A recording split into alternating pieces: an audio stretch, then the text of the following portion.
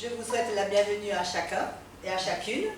Je me réjouis de passer ce temps de culte avec vous et je voudrais introduire ce moment par la lecture du psaume du jour, qui est le psaume 93. Et dans ma version, le psaume a un titre, « Le Seigneur est roi ».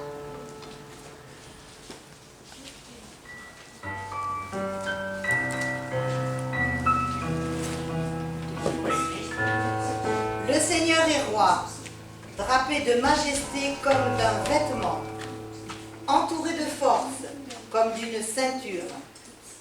La terre est donc ferme, elle tiendra bon. Seigneur, depuis longtemps ton trône est solidement établi, depuis toujours tu es Dieu. Jadis, les océans hurlaient, ils hurlaient de fureur. Ils peuvent bien hurler encore, car, dominant le bruit des flots et le fracas des grosses vagues, là-haut, tu en imposes à tous, Seigneur. Tes commandements sont parfaitement sûrs. Ton temple doit être une maison sainte, Seigneur, tant que le monde durera. Eh bien, nous voulons nous réjouir en particulier avec ce dernier verset. Tes commandements sont parfaitement sûrs. Ton temple doit être une maison sainte, Seigneur, tant que le monde durera. Eh bien, nous allons prier pour présenter ce moment à Dieu. Seigneur, merci de nous avoir réunis ce matin dans ta maison. Nous avons pris le temps de venir et nous te rendons grâce parce que nous avons ce privilège de venir dans un lieu de culte. Et alors que nous allons célébrer ton nom, te louer, t'adorer, nous voulons penser à tous ceux qui n'ont pas ce privilège, qui doivent se cacher, qui souffrent, qui sont persécutés à cause de ton nom. Alors à cet instant, sois particulièrement proche d'eux, pour que nous soyons aussi proches d'eux et en communion avec eux. Seigneur, ce temps t'est offert, dirige-le à ta convenance, et que chacun de nous se sente vu, compris et aimé de toi. Seigneur, bénis cette heure. Nous te prions dans le nom de Jésus. Amen. Amen. Voilà, et c'est Déborah à qui je laisse maintenant la parole, qui va nous conduire dans un temps de louange et d'adoration. Bonjour à tous. On va prendre ce premier chant qui dit « Un jour dans tes parvis vaut mieux que mille ailleurs ». Ce matin, on est heureux de pouvoir louer Dieu, d'être dans sa présence, puisque nous croyons que Jésus est au milieu de nous. Je vous invite à vous lever. Un jour dans tes parvis vaut mieux que mille ailleurs. Seigneur, tu nous unis, nous sommes frères et sœurs, rassemblés en ce lieu. Nous louons notre Père. Voici l'Esprit de Dieu. Nous sommes dans sa lumière.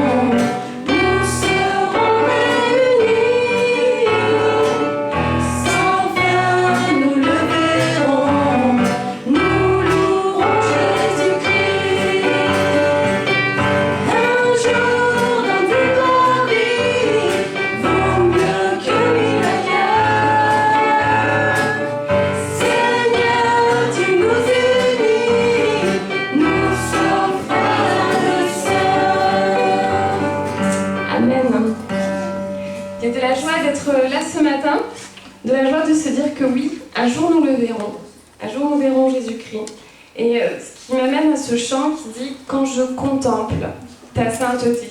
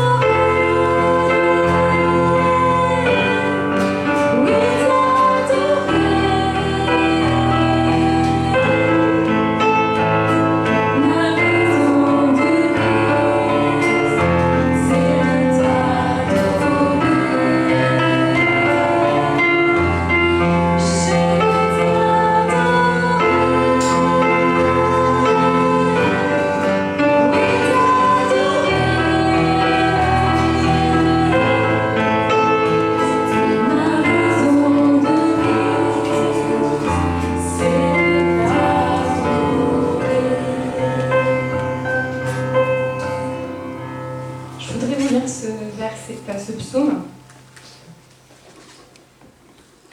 C'est le psaume 8 qui dit « Éternel notre Dieu, que ton nom est magnifique sur toute la terre. Ta majesté domine le ciel. Par la bouche des enfants et des nourrissons, tu as fondé ta gloire pour confondre tes adversaires, pour réduire au silence l'ennemi, l'homme avide de vengeance. Quand je contemple le ciel, œuvre de tes mains, la lune et les étoiles que tu y as placées, je dis, qu'est-ce que l'homme pour que tu te souviennes de lui, et le fils de l'homme pour que tu prennes soin de lui. Tu l'as fait de peu inférieur à Dieu, et tu l'as couronné de gloire et d'honneur.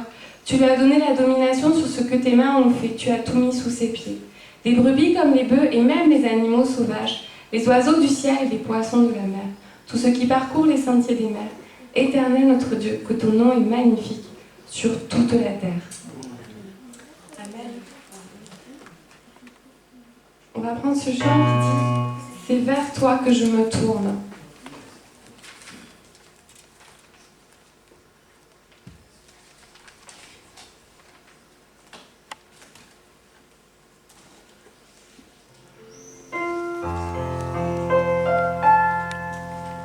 C'est vers toi que je me tourne, je veux marcher dans tes voies, je veux même pour te rencontrer, mon cœur désire te chanter, pour bénir le soleil et ton Seigneur, car tu es fidèle et bon. Seigneur, oh Seigneur, je veux te donner. Seigneur, oh Seigneur, ma vie à jamais. Mes yeux contemplent ta face, ta vie ranime ma foi, ta paix et ta joie inondent mon cœur, toi seul fais tout mon bonheur. Je veux proclamer que tu es celui qui chaque jour nous bénit. Seigneur, oh Seigneur, je veux te donner. Seigneur, oh Seigneur, dans l'éternité. Seigneur, oh Seigneur, je veux partager. Seigneur, oh Seigneur, dans l'éternité. Seigneur, Seigneur, comme une prière.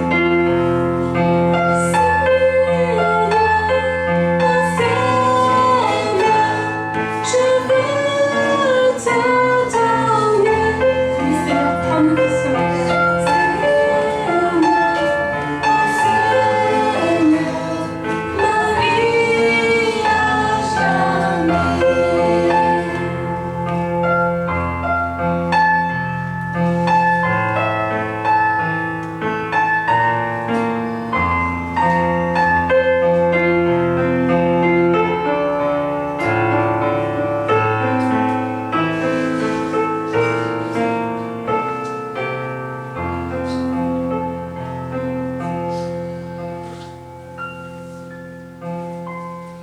Seigneur, nous voulons te donner nos vies ce matin. Nous voulons nous tourner vers toi, Seigneur Jésus. C'est toi notre Dieu qui tient les clés de nos vies entre tes mains. C'est toi qui, chaque jour, nous bénis. C'est toi qui veilles sur nous, Seigneur. C'est toi notre Père. Seigneur, merci pour tout ce que tu fais dans nos vies, Seigneur. Nous voulons faire monter vers toi notre louange, notre reconnaissance. C'est vrai, quand nous voyons ce que tu as créé, quand nous voyons, Seigneur, tout ce que tu fais à merveille, Nous ne pouvons pas compter toutes tes bontés chaque jour. Alors nos cœurs sont reconnaissants et ce matin, nous voulons te dire merci. Merci pour ce que tu fais dans nos vies. Merci pour le souffle de vie que tu nous donnes. Merci pour les proches que tu mets, Seigneur, autour de nous, Seigneur. Et merci pour ce privilège que nous avons d'être, Seigneur, dans ta présence ce matin, parce que tu es là. Seigneur, merci de pouvoir te louer librement. Merci pour cette communion fraternelle. Seigneur, nous voulons te dire encore combien, Seigneur, il est bon de louer ton nom ce matin. Merci, mon Dieu, pour tout ce que tu as accompli. Tu as envoyé ton Fils à la croix. Ton Fils payait le prix pour chacune de nos vies. Merci, mon Dieu, mon Père, merci pour ce que tu as fait. Qu'à ton nom revienne toute la gloire. Seul tu es digne d'être loué ce matin. Amen. Amen.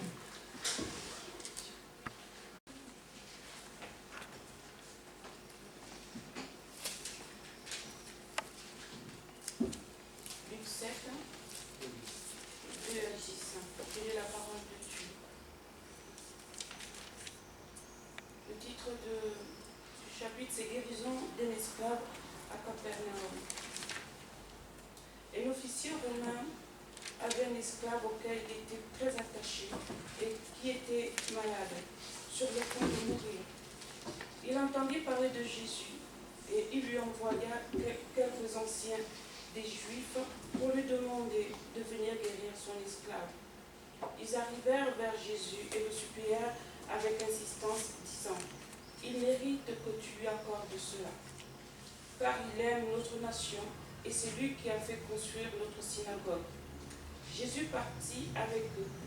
Il n'était pas très loin de la maison quand l'officier envoya des amis vers lui pour lui dire: « Seigneur, ne prends pas tant de peine, car je ne suis pas digne que tu entres sous mon toit.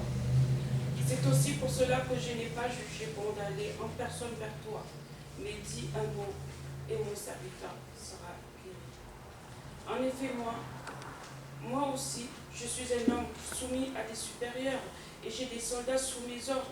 Je dis à l'un, pars, et il part, à un autre, viens, et il vient. Et à mon esclave, fais ceci, et il le fait. Lorsque Jésus entendit ces mots, il admira l'officier et se tournant vers la foule qui le suivait, il dit: « Je vous le dis, même en Israël, je n'ai pas trouvé une aussi grande foi. » De retour à la maison, les personnes envoyées par l'officier trouvèrent l'esclave qui avait été malade en bonne santé. Amen.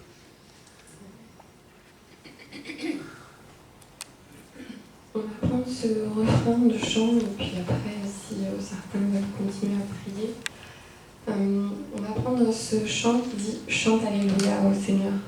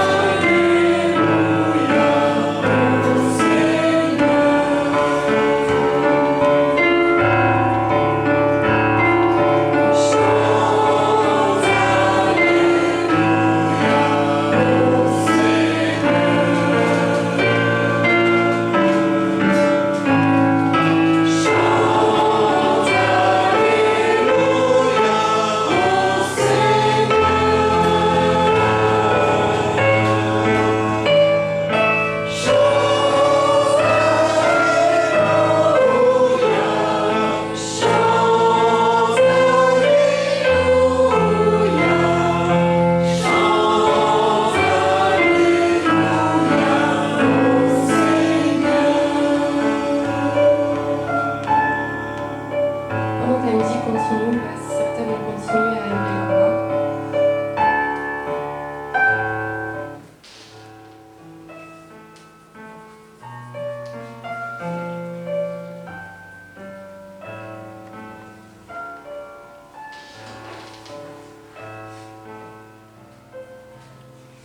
Quelqu'un veut bien prier par rapport à ce passage que Gérosine a apporté sur notre foi, que le Seigneur puisse fortifier notre foi ce matin. Jésus a dit qu'il n'avait pas vu d'homme qui avait une plus grande foi comme ce centurion en Israël. Que le Seigneur puisse, quand il regarde dans nos cœurs, puisse voir, constater notre foi en lui. La Bible dit que dans les temps de la fin, la foi du plus grand nombre se refroidira. L'amour du plus grand nombre. Et notre foi en lui. Que le Seigneur puisse vraiment venir nous visiter ce matin. Venir souffler en nous afin que la foi c'est comme un muscle, que nous puissions l'exercer au quotidien. Et c'est vrai, Monique dans sa prière a dit « Seigneur, pardonne-nous parce que souvent nous ne te faisons pas confiance finalement. Et parce que nous avons peur. La foi, elle bannit la peur. Ce matin, c'est la ferme assurance des choses qu'on ne voit pas mais qu'on espère. C'est la ferme assurance. Que ce matin, puissions, avant dans nos prières, viens Seigneur, chasse nos peurs, chasse nos doutes. Que nous puissions encore plus te connaître. Que nous puissions encore plus être proches de toi ce matin. Afin que notre foi elle puisse grandir. Grandir dans la connaissance de ta personne, dans la connaissance de ton nom, Seigneur. Amen. Alléluia, ô Seigneur. Chante Alléluia, ô Seigneur. Chante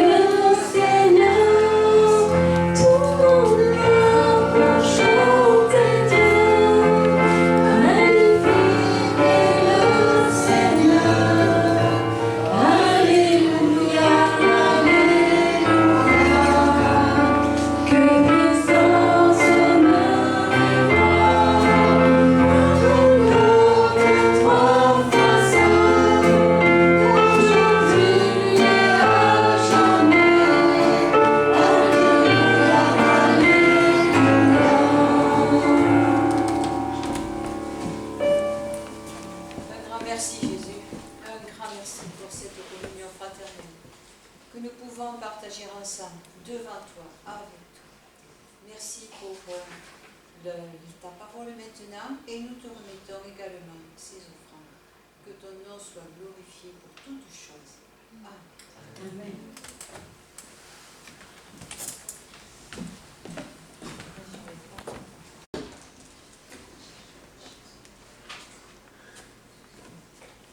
Eh bien, avant d'ouvrir la parole de Dieu, nous allons nous recueillir.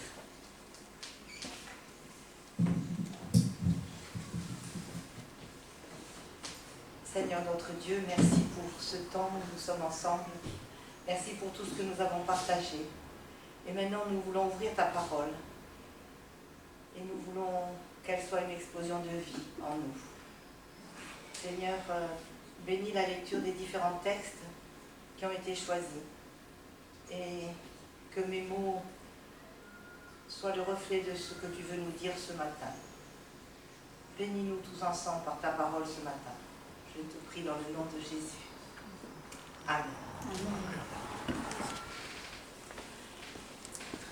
Ce matin, je voudrais m'arrêter sur le comportement de Jésus face à ceux qu'il rencontrait. Chaque rencontre de Jésus est particulière, elles sont différentes les unes des autres, et l'attitude de Jésus vis-à-vis des gens qu'il rencontre est différente aussi. Parfois Jésus admirait, parfois il observait, parfois il considérait, ou bien simplement il regardait. J'ai cité 4 verbes qui paraissent identiques, ou du moins très proches dans leur signification, mais qui décrivent une parole riche, une palette, riche de sentiments ou d'émotions. Et en réfléchissant à ces verbes, cela nous amènera à nous questionner sur la manière dont nous lisons la parole de Dieu. Est-ce que nous avons le même regard que Jésus? Alors pour le premier terme, admirer, le texte, c'est celui qui a été lu par Jérosine. C'est le texte de Luc 7, les versets 2 à 10, c'est Jésus et le centenier romain. Alors pour être sûr de ce que nous parlons, j'aime bien prendre les définitions du Larousse. Alors admirer, c'est éprouver un sentiment de satisfaction, de joie à l'égard de quelque chose ou de quelqu'un qui réalise un certain idéal de grandeur, de noblesse ou de beauté. Alors la Bible nous dit que Jésus admire les qualités du centenier. Car c'est un homme qui aime ses serviteurs et qui les traite avec bonté. Même si dans certaines versions, et en particulier la version que Jérosine nous a lue, il est marqué son esclave. Mais c'est un homme qui traite ses esclaves, ses serviteurs, avec beaucoup de bonté, et il les aime. C'est un homme qui s'intéresse à ce qui se passe dans sa région. Il a entendu parler de Jésus. Et je pense que c'est certainement un craignant Dieu, c'est-à-dire un non-juif qui pratique la religion juive. Et c'est à ce titre qu'il a participé à la construction de la synagogue. Ce centenier est humble dans sa manière de s'adresser à Jésus. Il se trouve indigne, puisqu'il n'est pas juif, de parler directement à Jésus, et alors il va utiliser l'intermédiaire de quelque ancien des Juifs. Mais surtout, il a une foi immense. Il est sûr qu'une seule parole de Jésus suffira. Ce centenier a su discerner en Jésus, le Galiléen, un maître, un rabbi. Il croit en lui et en l'efficacité de sa parole. Il fait confiance à Jésus. Alors Jésus admire la foi du centenier romain et il veut que tout le monde prenne conscience de cette foi immense. Et il dit, en tout Israël, je n'ai pas trouvé une foi aussi grande. Et je pense que la foule et les disciples qui l'ont entendu ont dû quelque part être repris en eux-mêmes. Jésus admire la foi d'un homme qui pourtant n'est pas un juif. Le deuxième verbe, c'est observer. Alors, la définition du Larousse, c'est examiner attentivement, regarder avec attention les êtres, les choses, les événements, les phénomènes, pour les étudier, les surveiller et en tirer des conclusions pour comprendre. Et par exemple, on peut penser à l'observation des animaux dans les réserves naturelles pour comprendre le fonctionnement de ces espèces. Et nous allons lire dans Marc 12, les versets 41 à 44. Jésus est dans le temple. Il s'est assis vis-à-vis du trône. Il regarde comment la foule y met de l'argent. Plusieurs riches mettaient beaucoup. Il vint aussi une pauvre veuve, et elle y mit 2 petites pièces faisant un quart de sou. Alors Jésus, ayant appelé ses disciples, leur dit, « Je vous le dis en vérité, cette pauvre veuve a donné plus qu'aucun de ceux qui ont mis dans le trône.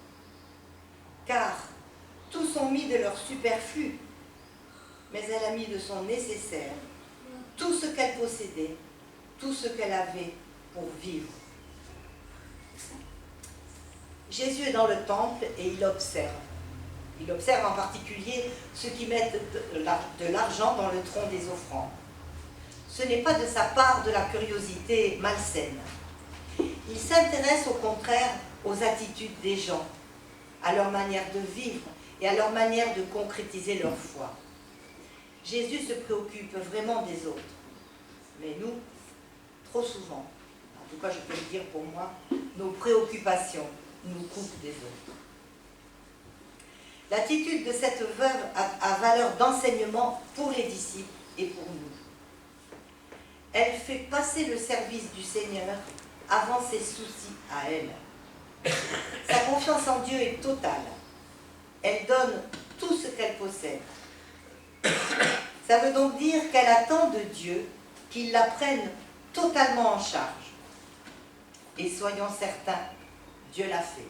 Et c'est pour cela que ce texte est arrivé jusqu'à nous. Jésus observe. Et puis il y a un troisième verbe, c'est considérer. Alors voici ce que dit le Larousse. Considérer, c'est regarder longtemps et attentivement, c'est examiner de manière critique en tenant compte des avantages et des inconvénients pour tirer des conclusions. Et il y a un exemple dans la parole de Dieu. Jésus a dit « Considérez les oiseaux du ciel, ils ne tissent ni ne moissonnent, et mon Père prend soin d'eux. » Et nous allons lire dans l'évangile de Matthieu, au chapitre 23, les versets 1 à 6. Alors, Jésus, parlant à la foule et à ses disciples, dit « Les scribes et les pharisiens sont assis dans la chaire de Moïse. Faites donc et observez tout ce qu'ils vous disent. Mais n'agissez pas selon leurs œuvres, car ils disent et ne font pas. Ils lient des fardeaux pesants et ils les mettent sur les épaules des hommes, mais ils ne veulent pas remuer du doigt. Ils ne veulent pas les remuer du doigt.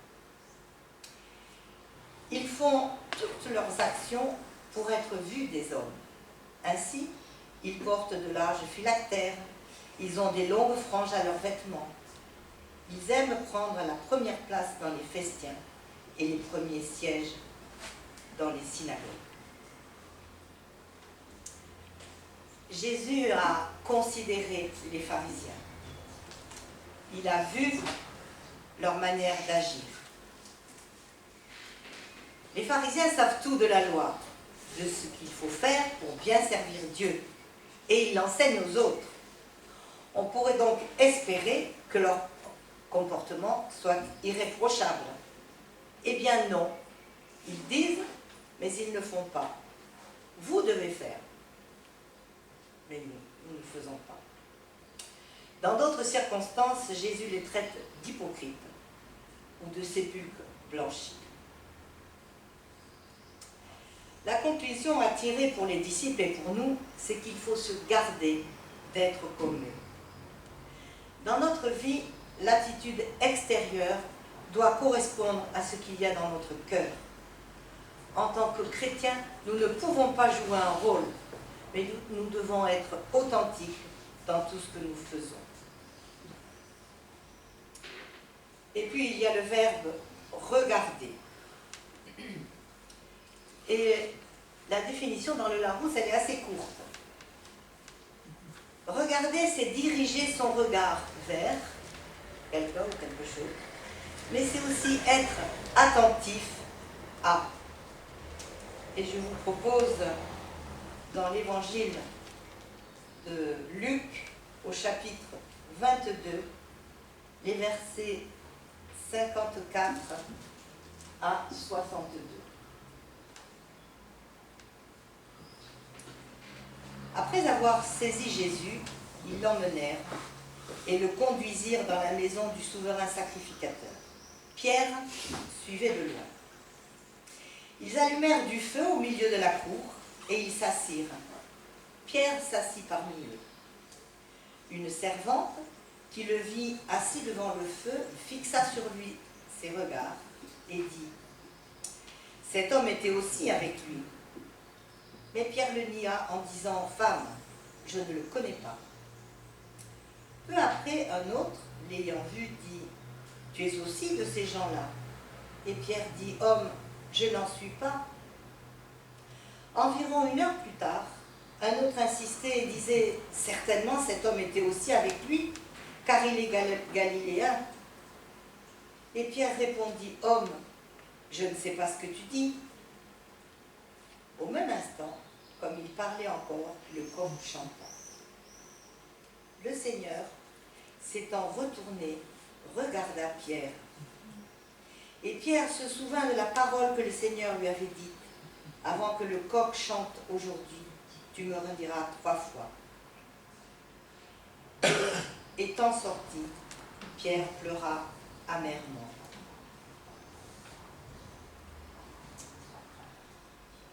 Il y a différentes personnes qui regardent Pierre, chacune pour l'accuser, j'allais dire. Tu es un disciple de ce Galiléen. Mais quand Jésus regarde Pierre, c'est tout autre chose. C'est un langage, c'est un regard chargé de tout un langage d'amour. Jésus regarde Pierre avec compassion. Et ce regard apporte à Pierre réconfort, compassion et l'amène à la repentance. Ce regard le fait se souvenir ce que Jésus lui avait dit et il est tellement ému, tellement bouleversé qu'il en pleure et ça l'amène à se repentir. Quand Jésus nous regarde, il voit notre cœur tel qu'il est. Il voit nos pensées telles qu'elles sont. Il ne nous juge pas, mais par son amour, il veut nous voir évoluer de progrès en progrès. Alors ce matin, je vous propose de réfléchir à notre manière de lire la parole de Dieu. Savons-nous, comme Jésus, admirer la foi et le comportement exemplaire de ceux dont la Bible nous parle? Savons-nous observer leur vie pour nourrir notre propre vie spirituelle? Savons-nous considérer les erreurs qu'ont fait certains des personnages afin de ne pas tomber nous-mêmes dans les mêmes pièges? Savons-nous regarder Jésus pour le laisser nous façonner à son image? Réfléchissons aussi à notre manière de regarder ceux qui sont tout autour de nous. Est-ce un regard indifférent, ou bien irrité, ou bien un regard sévère et plein de reproches? Est-ce au contraire un regard plein de douceur et d'encouragement? Bien sûr, c'est comme ça que nous voulons regarder les autres autour de nous. Alors, dans l'armée du salut, il y a un petit refrain, il n'est pas affiché, mais vous le connaissez par cœur et nous allons le chanter. Je vous lis les paroles. Te ressembler, c'est extrait de la comédie musicale Spirit, ou le feu de l'esprit. Te ressembler, Jésus, c'est mon espoir suprême. Penser, agir, aimer, toujours plus comme toi. Te ressembler, Jésus, c'est mon espoir suprême. Par ton esprit, rends-moi semblable à toi. Te ressembler, Jésus, c'est mon espoir suprême. Penser, agir, aimer, toujours plus comme toi. Te ressembler, Jésus, c'est mon espoir suprême. Par ton esprit en moi, semblable à toi. Eh bien, les paroles de ce refrain sont vraiment notre prière ce matin. C'est ma prière et c'est la vôtre. Alors, profitons de ces mois d'été pour prendre le temps de relire avec beaucoup d'attention les évangiles et le livre des Actes. Et vous verrez, notre foi en sera fortifiée. Amen. Et nous allons chanter ensemble et j'invite Déborah pour le dernier cantique. Grande et merveilleuse sont toutes ces œuvres. Ô Seigneur, notre Dieu tout-puissant.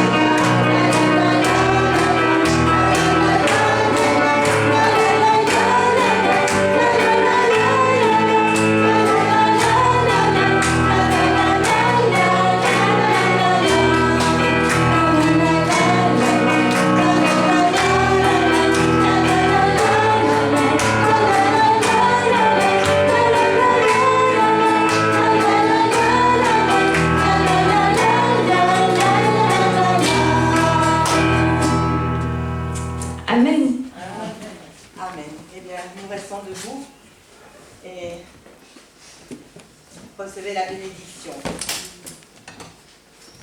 Et elle est tirée de Hébreux 12, le verset 22. Gardons les yeux fixés sur Jésus, dont notre foi dépend du commencement jusqu'à la fin. Que le Seigneur vous bénisse. Bonne journée à chacun. Et nous nous retrouvons dimanche prochain pour cette journée familiale, tous ensemble.